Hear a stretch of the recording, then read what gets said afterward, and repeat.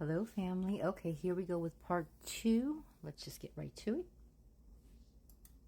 In Isaiah 57, verse 4, against whom do you sport yourself?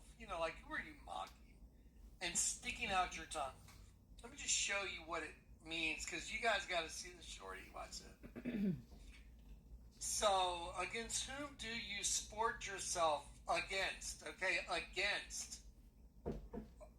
Against. Look at the word against.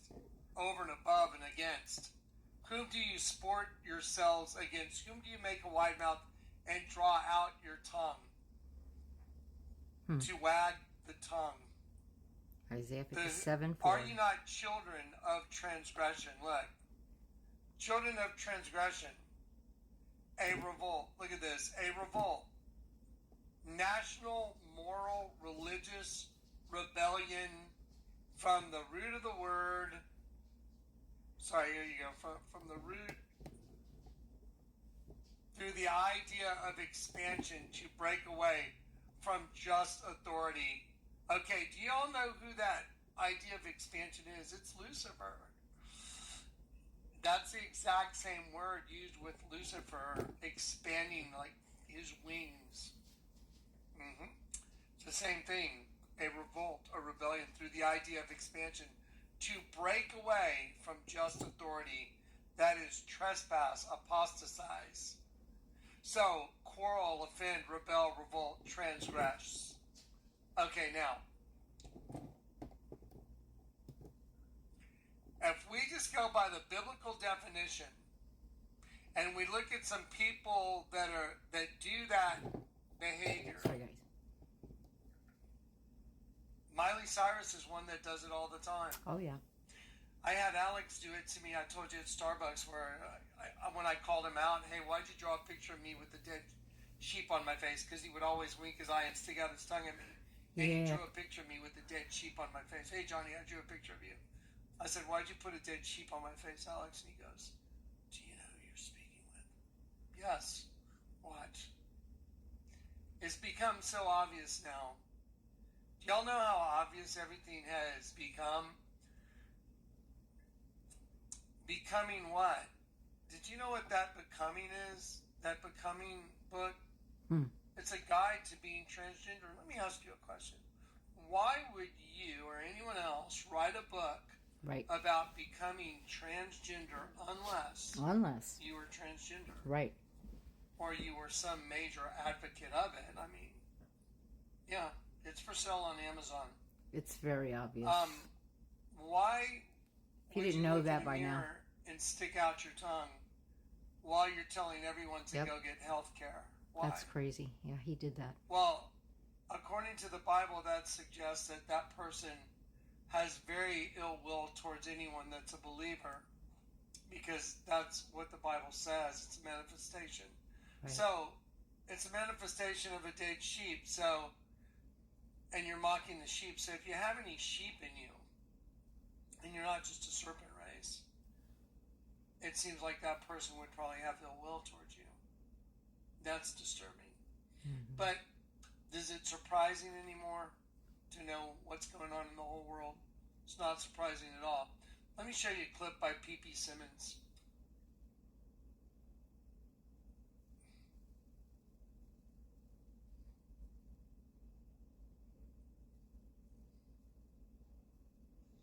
Did Jesus really reveal the name of the Antichrist? I will report the facts. You can decide. In Luke chapter 10, verse 18, Jesus said these words, and he said unto them, I beheld Satan as lightning falling from the heavens. These words are written in Greek and translated to English. However, Jesus spoke these words originally in Aramaic, which is the most ancient form of Hebrew. As you know, the Old Testament was written in Hebrew. If a modern Jewish rabbi were to speak these words of Jesus today, he would speak them in Hebrew, much the same way that Jesus would have spoken them. So in Hebrew, Jesus said that he saw Satan falling as lightning from the heights or from the heavens. So what are the words for lightning and heights or heavens in Hebrew? From the Strong's Hebrew Dictionary, word number 1299, a primitive root word meaning to lighten or lightning or to cast forth, the word is barak. In the Strong's Hebrew Dictionary, word number 1300, lightning, or by analogy, 1300. a gleam, a flashing sword, or a brightness or a glittering, the Hebrew word is barak. So lightning, or a flash of light, in Hebrew is pronounced barak or barak. Now consider this amazing fact.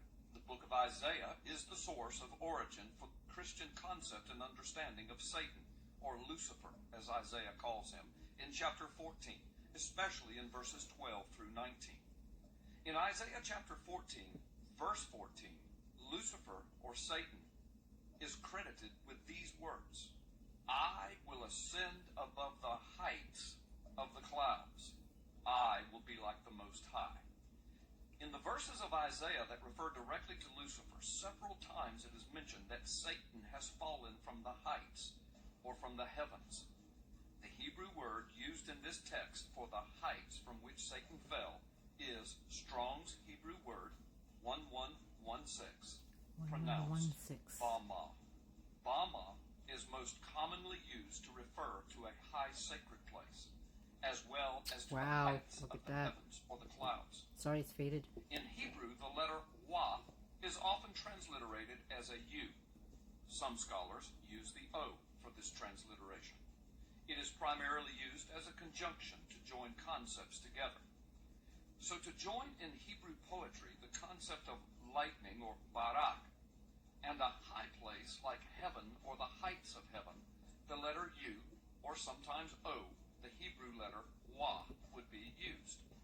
So, barak o bama, or barak u bama, Hebrew poetry, similar to the style written in Isaiah, would translate literally as lightning, and the heights, or the heavens, or lightning from the heights of the skies, or the heavens. The word Satan is Satan in Hebrew, a direct translation. So back to Jesus' prophecy in Luke chapter 10, verse 18.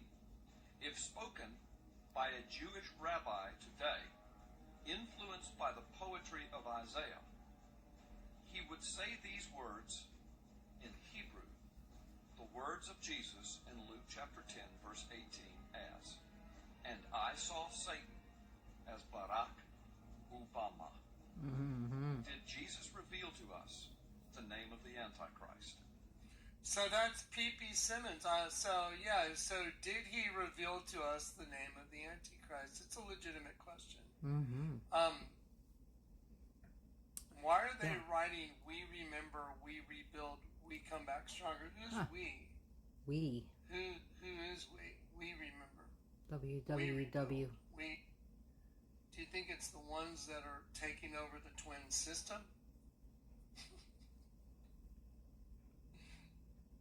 Amen. It's an 11,000 pound beam, by the way. It's an I-beam. I don't know if y'all know that. 11. They made sure that everybody knew it was an 11,000 pound. 11 is 11 is destruction. place of destruction. Yes. You know, for the angels that came here. 11,000 pound I-beam. I don't know. I guess that's for everybody to decide for themselves. But I'll tell you one thing I've noticed.